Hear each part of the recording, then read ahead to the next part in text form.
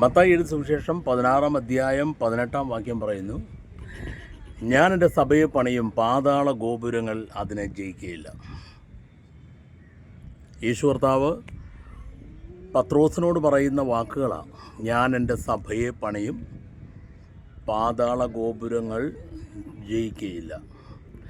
ഈ സമയം ദൈവവചനം ശ്രവിക്കുന്ന പ്രിയപ്പെട്ടവരെ, യേശുവിൽ അടിസ്ഥാനം വിട്ടിരിക്കുന്ന, യേശുവിൽ ആശ്രയിക്കുന്ന ഒരു ദൈവ പൈതലിനെ തകർക്കുവാൻ ഒരു ശക്തിക്കും കഴിയത്തില്ല. ഈ സമയം യേശുവിലുള്ള ഉറപ്പിൽ നിങ്ങളായിരിക്കുമ്പോൾ നിങ്ങളെ തകർക്കാനോ നിങ്ങളെ പൊളിച്ചു കളയാനോ ഒരു ശക്തിക്കും കഴിയത്തില്ല എന്ന് വചനം വ്യക്തമായി നിങ്ങളോട് സംസാരിക്കുന്നു.